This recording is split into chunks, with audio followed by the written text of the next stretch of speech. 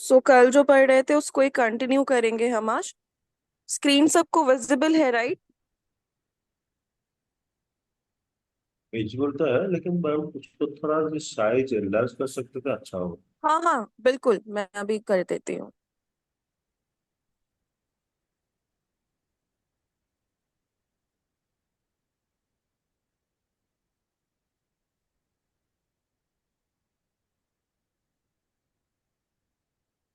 अभी ठीक है। हाँ जी yes ma'am. Thank you. Okay, तो हम हाइड्रोथेरेपी के बारे में कल डिस्कस कर रहे थे, देन बीच में ही वो क्लास एंड हो गया था। तो मैं हाइड्रोथेरेपी के बारे में बता रही थी कि हाइड्रोथेरेपी हम इंटरनली भी दे सकते हैं, एक्सटर्नली भी दे सकते हैं, राइट? क्योंकि different modalities of hydrotherapy for treating any disease हम यूज करते हैं, जिसमें कि water, steam, ice in any form दे सकते हैं। बहुत बार ऐसा होता है कि पेन रहता है, तो उसके लिए हम, या फिर एनी टाइप ऑफ स्वेलिंग है पेशेंट को, ठीक है, तो हम आइसिंग रेकमेंड करते हैं कि आप आइसिंग कर लो, ताकि वो जो इन्फ्लेम्ड एरिया है, रेडनेस है, वो थोड़ा सा कम हो जाए। ठीक है।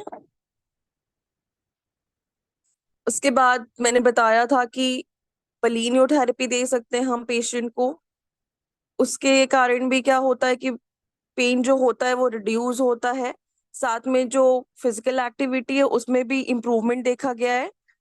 मैग्नीशियम सल्फेट अगर हम ऐड कर लेते हैं वाटर में नॉर्मल सिकाई के लिए, जिसको एप्सम सॉल्ट भी बोलते हैं, तो उससे भी काफी हद तक आराम मिलता है दर्द में, और साथ में जो स्वेलिंग रहती है उसमें। सो ये हाइड्रोथेरेपी हो गया। अब मड थेरेपी देखते हैं। नेचुरोपैथी प्रोसीजर में मड थेरेपी एक बहुत इंपॉर्टेंट मेजर है, और पेन में इसका एक बहुत अच्छा रोल प्ले है। मड थेरेपी अगर 4 to 42 डिग्री सेल्सियस, ठीक है, head out emotion at 37 to 38 degree Celsius क्या करता है, रिड्यूस करता है पेन को, रूमेटॉइड अर्थराइटिस। ठीक है, हेड आउट इमोशन मतलब कि जो फुल बॉडी मडबाथ होता है, जिसमें कि हेड जो होता है वो इमर्ज नहीं होता है, तो वो क्या करता है, पेन को डिक्रीज करने में बहुत हेल्पफुल होता है। थर्मल मड मतलब जो थोड़ा वार्म होता है, ठीक है, वो क्या करता है, इंड्यूस करता है रिलीज ऑफ आइलर्स such as beta endorphins and enkephalins, ठीक है, जो कि पेन को कम करने का काम करते हैं। इसके अलावा अड्रीनोकॉर्टिकल रिस्पॉन्स जो होता है वो भी डिक्रीज करता है कॉर्टिसोल आउटपुट को। कॉर्टिसोल क्या होता है, ये मैंने लास्ट क्लास में डिस्कस किया था। कॉर्टिसोल क्या होता है, एनी आइडिया?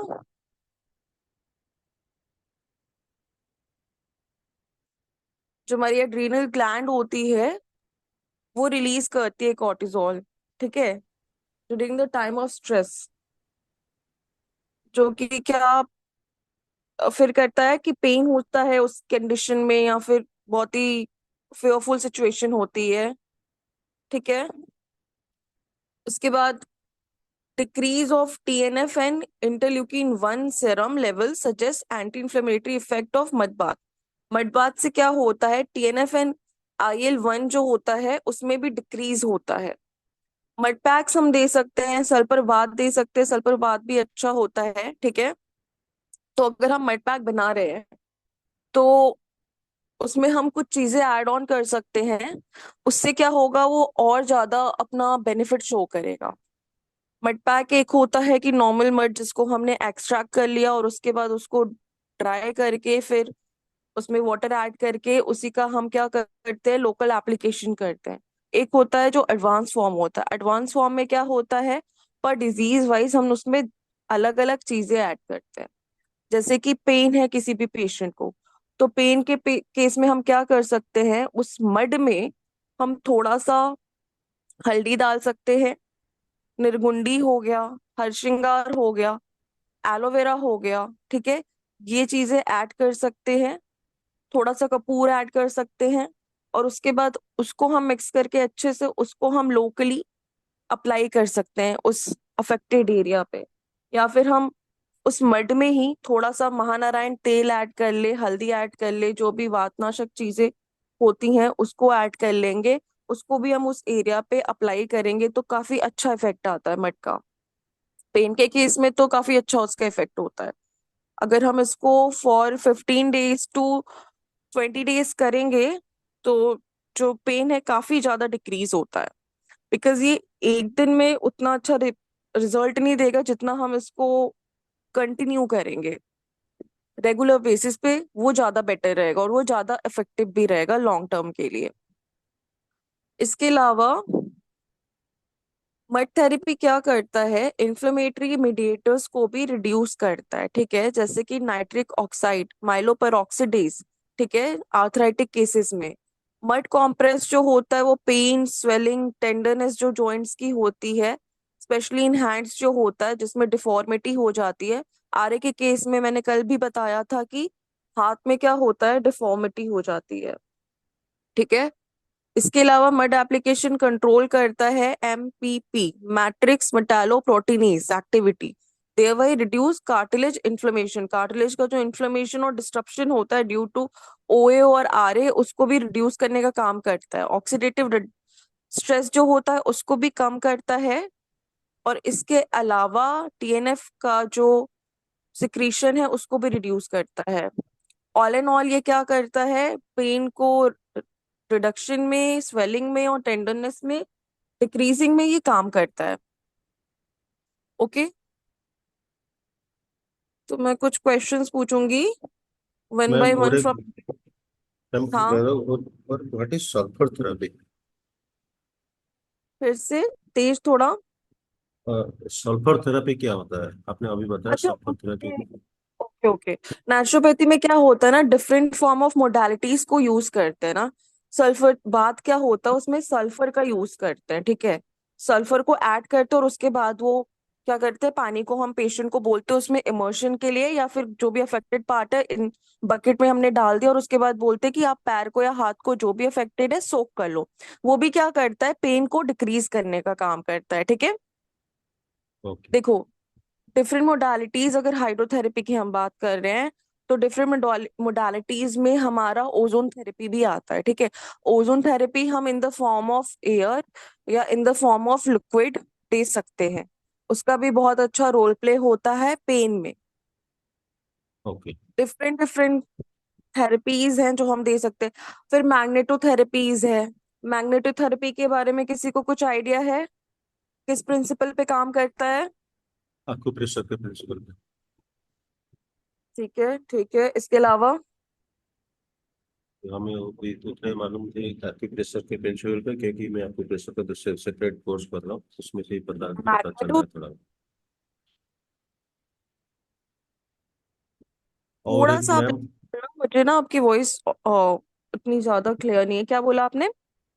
नहीं मैं बोला मैम, मैं दूसरा इसमें से एक्यूप्रेशर का दूसरा एक कोर्स कर रहा हूँ, उसमें से मेरे को पता चल रहा है कि मैग्नेट भी लगाते हैं, तो मैं सोच रहा हूँ उसी को ही मैग्नेट थेरेपी बोलते हैं, बल्कि मैं सोच रहा हूँ।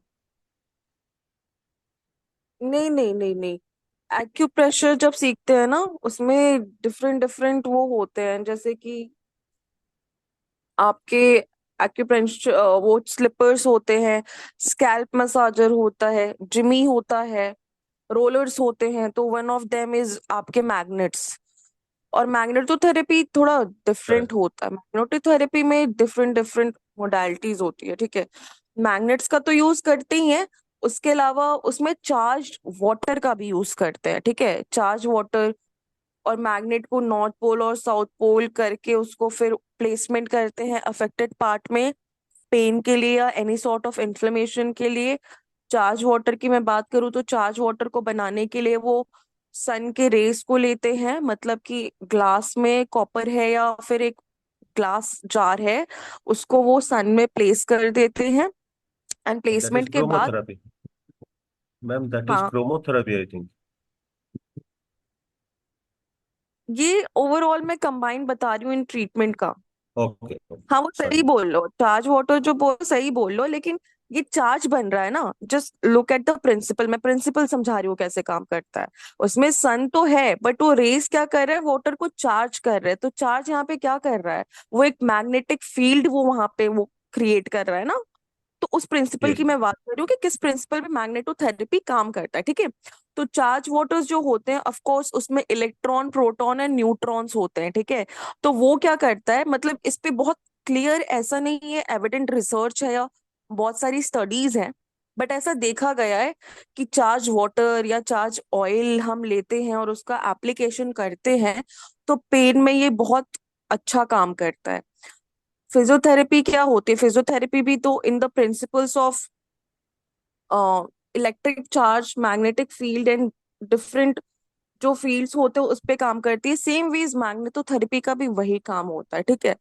मैग्नेटोथेरेपी मतलब कि एक तरीके से ऐसे समझो कि मान लो कि हाथ की डिफॉर्मिटी की मैं बात कर रही हूँ, रूमेटाइड आर्थराइटिस में क्या होता है, पेशेंट का जो हाथ होता है वो भी डिफॉर्म्ड हो जाता है, ठीक है। तो उस पे अगर हम एक हाथ में नॉर्थ और एक हाथ में साउथ पोल करके मैग्नेट्स प्लेस कर रहे हैं, तो वो क्या कर रहा है, वो जो जितने भी चार्जेस हैं वो उस एरिया पे जा रही हैं।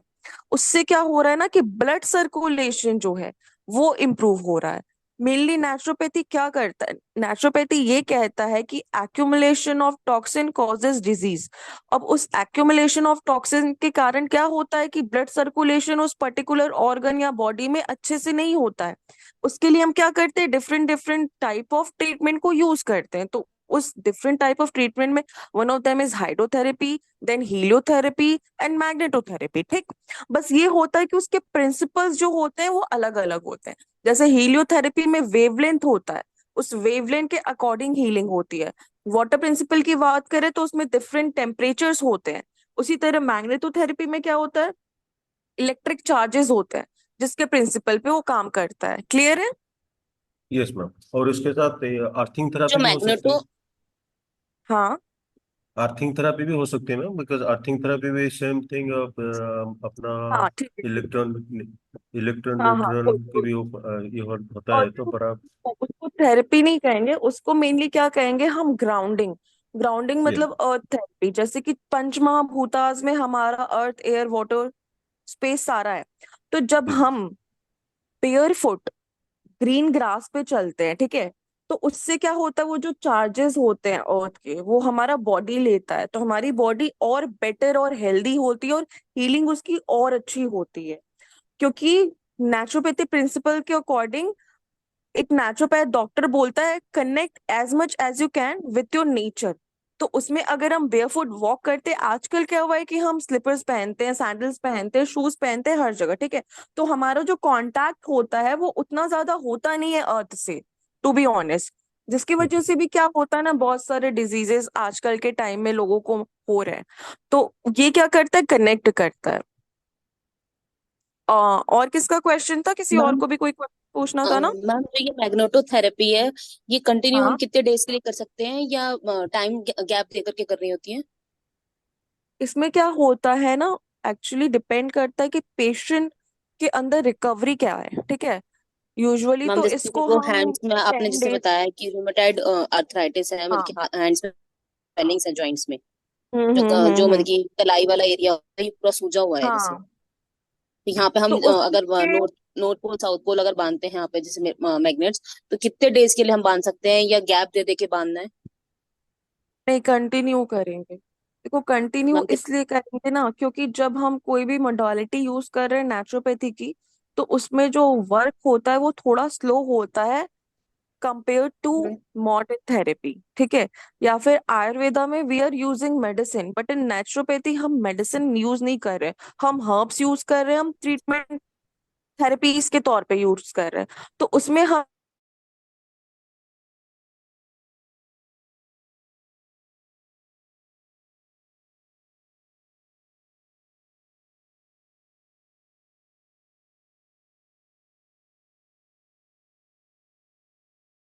कुछ कुछ बॉडी ऐसी होती है कि बहुत क्विक हीलिंग हो जाती है उसकी, अगर वो यंगस्टर्स हैं, ठीक है।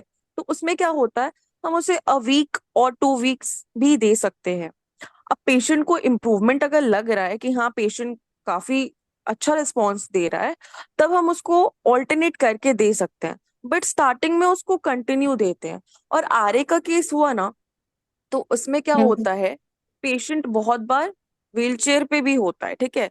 मीन्स वो हम्म प्रॉपर कर नहीं पा रहा है, उसके हाथ इतने क्रिम्बल्ड हो गए हैं कि वो प्रॉपर कोई फंक्शन नहीं कर पा रहा है डे टू डे, ठीक है। तो वो क्या हो गया, वो एक ऐसा कंडीशन हो गया जिसमें प्रॉपर केयर और मैनेजमेंट की जरूरत है, तो उसमें हमको मिनिमम 1.5 से 2 महीने देने पड़ेंगे अपने, ठीक है। एंड ऑब्वियसली सबको क्विक रिजल्ट चाहता है, तो हम हाँ जी। एक साथ अगर एक अच्छा लाइन ऑफ ट्रीटमेंट इसमें करेंगे ना, तो रिजल्ट भी उतना ही क्विक आएगा। इसीलिए मैंने बोला ना कि ये टॉपिक बहुत इंपॉर्टेंट इसलिए भी है क्योंकि हमारे पास ऐसे पेशेंट्स आते रहे, ठीक है। हम्म। आर्थराइटिस के मैम जैसे, पेशेंट आजकल मेनली बहुत सारे हैं। हम्म, मैम इसमें मतलब कि मैग्नेटोथेरेपी और मड थेरेपी हम मतलब कि दोनों दे सकते हैं एक दिन में, मतलब कि दो टाइम गैप में, अलग अलग या एक देंगे ही बट दिन? हाँ एक दिन में दे सकते हैं, बिल्कुल दे सकते हैं। मतलब कि एक दिन में दो थेरेपी दे सकते हैं ना, मतलब कि जैसे सुबह एक एक थेरेपी कर दी और शाम को एक थेरेपी कर दी। नहीं नहीं, हम एक दिन में 5-6 थेरेपीज दे सकते हैं, ठीक है। जो ओके। थेरेपी होता है वो अर्ली मॉर्निंग से स्टार्ट होता है। लाइन ऑफ जो थेरेपी होती है हम वो सीक्वेंस वाइज बनाते हैं, जैसे कि अर्ली मॉर्निंग होता है तो अर्ली मॉर्निंग हम क्या करते हैं, हम क्या दे सकते हैं पेशेंट को, खुद से सोच के बताओ, according to your presence of mind बताओ। मैम अर्ली मॉर्निंग तो पहले मैम जैसे ये लाइट योगा जैसे ये कपाल भारती हो गया, अनुलोम विलोम ये हो गया। प्राणायाम है, योगा में क्या आएगा? मैम कपाल भारती हो गया, अनुलोम विलोम हो गया, ये प्राणायाम हो प्राणायाम गया। योगासनास में क्या आएंगे? अच्छा। Early morning I think early morning हम दे सकते हैं हाइड्रोथेरेपी। वेरी क्योंकि गुड।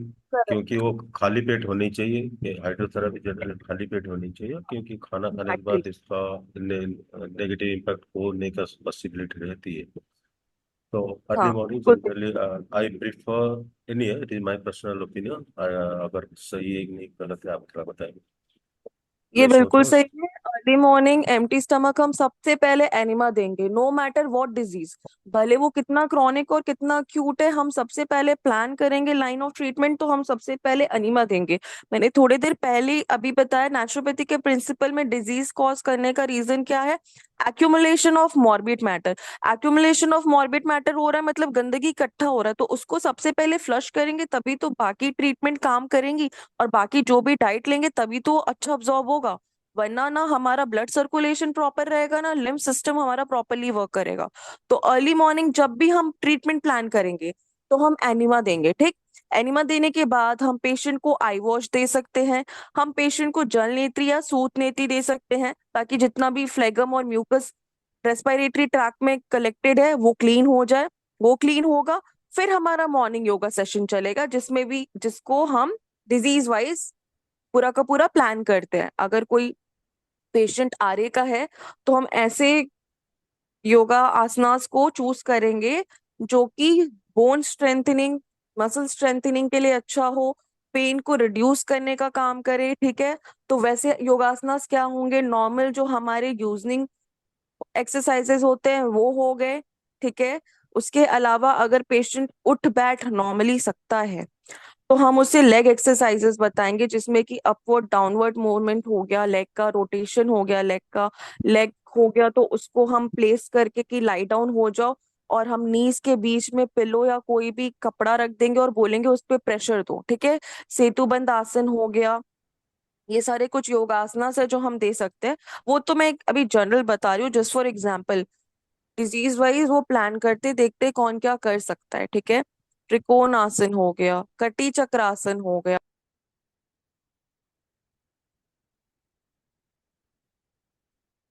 प्राणायाम की बात करें तो नारी शुद्धि बहुत अच्छा प्राणायाम है, ठीक है।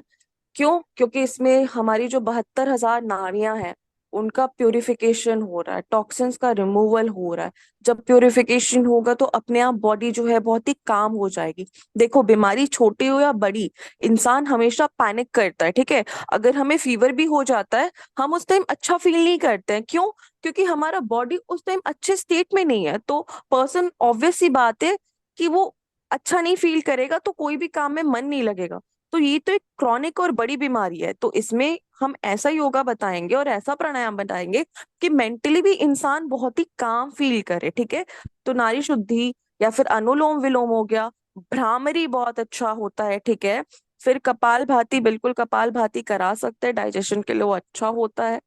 और अगर पेशेंट को एज सच हर्निया नहीं है या फिर वैसी कोई कॉम्प्लिकेशन नहीं है, ठीक है, ऑपरेटेड पेशेंट अगर है तो बहुत बार उसमें एक्सर्शन भी हो जाता है ना, इसलिए। Otherwise kapalbhati is also good. उसके साथ साथ ओमकार चैंटिंग, उद्गीत हो गया, ठीक है, उज्जयी प्राणायाम, बहुत सारे प्राणायाम है। फिर बहुत सारे बंधास होते हैं, जैसे जलंधर बंद हो गया, मूल बंधा हो गया, ठीक है। तो ये सारे बंधास भी होते हैं। अलग अलग चीजों को आपको मतलब कस्टमाइज करना है, ठीक है। मैंने यही बोला कि अपने प्रेजेंस ऑफ माइंड को इतना शार्प रखो, क्योंकि यहाँ पे ये नहीं है कि पेन है तो हमने पेन किलर के लिए एमआर दे दिया, पेन खत्म हो गया, चलो हमारा काम खत्म। हम मॉडर्न डॉक्टर नहीं है, अब नेचुरोपैथी है। तो हमें पहले देखना है कि पास्ट हिस्ट्री क्या है पेशेंट की, प्रेजेंट हिस्ट्री क्या है, इलनेस क्या है, डायग्नोसिस उस हिसाब से बनेगा। फिर जो लाइन ऑफ ट्रीटमेंट होगा, क्या हम दे सकते हैं, ठीक है, क्या नहीं दे सकते हैं। हो सकता है कि पेशेंट को ब्लीडिंग हेमोरॉइड्स हो सकता है कि पेशेंट को बहुत डिस्कम्फर्ट हो एनल रीजन में, तो हम एनिमा नहीं दे सकते हैं। तो हम ये देखेंगे कि हम उसकी जगह ऐसा क्या दे कि वो पूरा का पूरा जो क्लेंजिंग हो जाए, ठीक है। तो हम कोई लैक्सेटिव या पर्गेटिव उसको प्रेस्क्राइब कर सकते हैं ना, त्रिफला या फिर कुछ ऐसा डाइट प्लान जिससे कि बहुत अच्छा एक क्लेंजिंग हो जाए। शंख प्रक्षालन एक वो है, षटक्रिया है, ठीक है। शंख प्रक्षालन बहुत अच्छा होता है क्लेंजिंग के लिए। पता है शंख प्रक्षालन क्या होता है? Yes ma'am. ठीक है। और यदि किसी को शंख प्रक्षालन क्या होता है? शंख प्रक्षालन में हम 5 योगासनास को रिपीट कराते हैं, ठीक है। और उस योगासनास को कैसे रिपीट कराते हैं? हम नमक का पानी पीकर या त्रिफला वाला पानी पीकर हम उसको 5 टाइम्स रिपीट करते हैं हर एक योगा आसन को, तब तक जब तक हमें मोशन फील ना हो पास आउट करने का। तो ये भी क्या करता है, बहुत अच्छा एक क्लेंजिंग करता है। तो ये चीजें मैं जितना बताती हूँ आप लोग उसको पढ़ो भी, तो मुझे भी तो एटलीस्ट एक आइडिया लगेगा ना कि आप कितना चीजें लर्न कर रहे हो, कितना ग्राफ्स कर पा रहे हो। और डाउट है तो बिल्कुल मुझसे पूछो, मेरा clinical nutrition sorry clinical naturopathy subject है। बट अपार्ट फ्रॉम दैट, अगर आपको और किसी भी नेचुरोपैथी सब्जेक्ट में डाउट है, you can ask me without any hesitation, ठीक है। योगा बहुत अच्छा है, योगा पढ़ो। योगा फिलॉसफी जो है उसमें बहुत सारी चीजें दी हुई हैं कि कैसे क्या क्या चीजें करते हैं। और दूसरी चीज, योगा का प्रिंसिपल ऐसा है कि आप अगर योगा किसी को रेकमेंड कर रहे हो तो योगा के साथ आपको उसको डाइट भी बताना है कि you have to follow certain diet. Otherwise वो चीजें काम नहीं करेंगी, बिकॉज सर्टेन 70% हमारा जो इफेक्ट होता है वो डाइट का होता है, डाइट का खेल है। 30% एक्सटर्नल मोडालिटीज का होता है। तो लर्न अबाउट दैट, ठीक। अब आगे बढ़ते हैं। Massage therapy, okay. तो मसाज थेरेपी, आप लोगों का कोई मसाज थेरेपी का क्लास ले रहा है? नो। No ma'am. अच्छा, ठीक है, ओके, कोई नहीं। मसाज थेरेपी क्या करता है? इम्प्रूव करता है course of osteoarthritis by increasing local circulation to the affected joint, ठीक है। Improving the tone of supportive musculature, enhancing joint flexibility and relieving pain. All right. Massage क्या करता है? इंड्यूस करता है relaxation by reducing cortisol, cortisol के level को कम करता है, एंजाइटी को कम करता है, जो कि एसोसिएटेड होता है ऑटोइम्यून आर्थराइटिक कंडीशन में। जैसा कि मैंने अभी डिस्कस किया कि कैसा भी डिजीज हो, बड़ा छोटा, स्ट्रेस तो सबको हो जाती है, ठीक है। तो मसाज करने से एक हमें बहुत ही कामिंग इफेक्ट मिलता है। स्ट्रेस भी अगर हम धीरे धीरे उसको हम रेगुलर लेंगे तो कम होता है। मसाज के लिए हमारे लिए आइडियल रहेगा कि हम कोई एक ऐसा ऑयल लें जो कि पेन को भी रिड्यूस करने का काम करे। नॉर्मली हम कैस्टर या सेसमे ऑयल यूज करते हैं या कोकोनट ऑयल यूज करते हैं बॉडी मसाज के लिए। बट अगर डिफरेंट फॉर्म ऑफ आइलमेंट्स है तो हम उसमें अलग अलग ऑयल ले सकते हैं, ठीक है। कोटम चुकादी, धनवंतरम हो गया, महानारायण हो गया, और भी बहुत सारे ऑयल से हम ले सकते हैं। उसको हम घर पे भी बना सकते हैं, जिसमें हम उसमें अजवाइन डाल सकते हैं, लहसुन डाल सकते हैं, ठीक है। ये सारी अदरक, चीजों, अदरक तिल के तेल में ना? हाँ मैम हाँ तिल के हाँ, तेल पर अदरक अदरक भी लहसुन अच्छा डालते होता है। हाँ हाँ, बिल्कुल बिल्कुल। अदरक भी बहुत अच्छा होता है पेन को रिड्यूस करने में, तो ये सब भी हम घर पे कर सकते हैं। और आप सब अब नेचुरोपैथ हो तो आपको इन सब चीजों का नॉलेज होना चाहिए, और आपको ये सब चीजें खुद ट्राई करनी चाहिए। अगर आपके घर में कोई फैमिली मेंबर है तो ये जो भी चीजें मैं आपको बता रही हूँ तो एक मैम बार उसको एक्चुअली खुद आरए का टेस्ट एंड पेशेंट मेरे घर में खुद मेरे घर में ही है आरए का पेशेंट ना, एक तो उनके लिए मैंने जैसे 400 ग्राम तिल के तेल में 10 ग्राम अजवाइन, 10 ग्राम लहसुन और 10 ग्राम अदरक का ऑयल बना करके उनका तब थेरेपीज करती हूँ मैं। ओके, तो उससे उनको आराम लग रहा है? हम नहीं, उनका ना एक्चुअली 15 to 16 ईयर्स हो गए हैं उनके आरए को ना, बहुत ज्यादा हाँ। स्वेलिंग पूरी बॉडी में आ गई, मतलब कि अब तो हाथ पैर है ना, मतलब कि इतने हो गए कि उठते ही नहीं है। इसलिए मैंने ओ, पूछा कि मैं जो मैग्नेटोथेरेपी है मैं वीकली कर रही थी, बट अगर आप कह हम्म। रहे हैं कि मैं डेली दे सकती हूँ तो मैं उनको डेली कर देती हूँ ये थेरेपी। वीक मेरे को पेशेंट है डेली। काफी? हाँ जी। पेशेंट का एज क्या है? मैम एज तो 40 ईयर्स है। 40 इयर्स है। ठीक है, तो मैग्नेटोथेरेपी अभी आप ले दे रहे हो तो उसमें कोई आपको इम्प्रूवमेंट दिख रहा है? मैम एक्चुअली मैं दे ही वीकली रही थी ना, मैं मतलब कि वीक में 1 टाइम मर्द थेरेपी तो डेली दे रही हूँ मैं, मर्द थेरेपी तो मेरे को 15 to 20 डेज हो गए हैं देते देते, बट स्वेलिंग बहुत ज्यादा है, बहुत ज्यादा। ओके, मतलब कि फिंगर्स तो तो मूव ही नहीं होती है, मतलब कि आटा गूंदने में बहुत प्रॉब्लम आती है, आटा हाँ भी नहीं गूंद पाती है। ठीक है, तो आप एक इसमें काम करो। पोटली थेरेपी सबसे बेस्ट रहती है। क्या? कौन? पोटली थेरेपी मैम सबसे बेस्ट रहती है। अच्छा, पोटली, ओके इस- ओके, ठीक हाँ, है। वो थेरेपी बेस्ट रहेगी, वो स्वेलिंग में बहुत अच्छा काम करती है। ठीक है, पोटली मैम आप वो क्या जो करते हो? पत्र पत्र मैं पोटली आपको या बता जो चूरन वाली? रही हूँ। नहीं, र्यूमेटाइड में ना बालू का श्वेत, ये मैंने कल बताया था ना कि बालू को आपको अच्छे से उसको हीट करके उसको आप पोटली बना के करोगे तो बहुत अच्छा काम हम्म। करता है वातनाशक, ठीक है, र्यूमेटाइड आर्थराइटिस के केस में। दूसरी चीज मैं आपको कुछ चीजें बताती हूँ जो आप कर सकते हो। जैसे आप मड एप्लीकेशन कर रहे हो, है ना, तो हाँ जी। आप अभी सिस्टमैटिक वे में चलोगे। हम्म। सिस्टमैटिक वे में मीन कि आप स्टार्ट करोगे, आप अगर चाहो तो आप एनिमा उनको दे सकते हो पेशेंट को, ठीक है। आप नॉर्मल जो होता है वाटर 250 से 500 ml लेकर जो एनिमा पॉट आता है उसमें हाँ जी। आप उन्हें दे सकते हो। स्टार्ट करो आप 300 ml से, ठीक है। ये हो गया, ओके। उसके बाद आप योगासनास कराने के बाद उनको आप मड एप्लीकेशन दो। मड आप जहां पर अफेक्टेड पार्ट है उस पे दोगे, ठीक है। उसके अलावा आप abdomen पे दोगे और उनके आई पे मड पैक दोगे, ठीक है।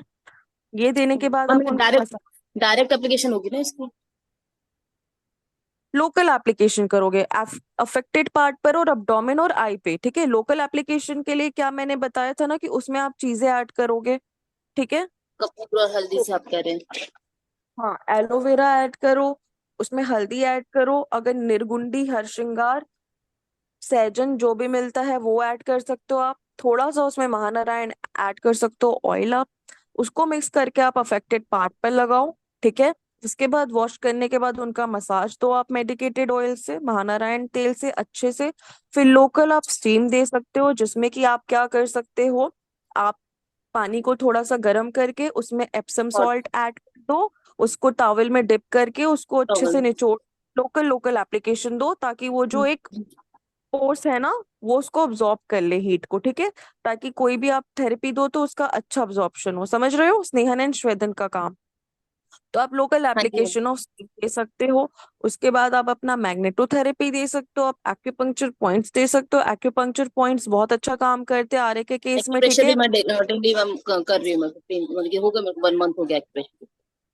हाँ, तो आप पूरा एक कंबाइंड सेट ऑफ ट्रीटमेंट दो और खुद देखो कि पेशेंट को कितना इम्प्रूवमेंट मिल रहा है। उसके साथ मैंने कल आपको डाइट बताया था, आप डाइट वो सारी फॉलो करो, क्लेंजिंग डाइट और हीलिंग डाइट फॉलो करो। आई एम प्रिटी श्योर कि पेशेंट को बहुत अच्छा इम्प्रूवमेंट मिलेगा, बिकॉज ऐसे पेशेंट बहुत सारे आते हैं, मैंने डील किया है।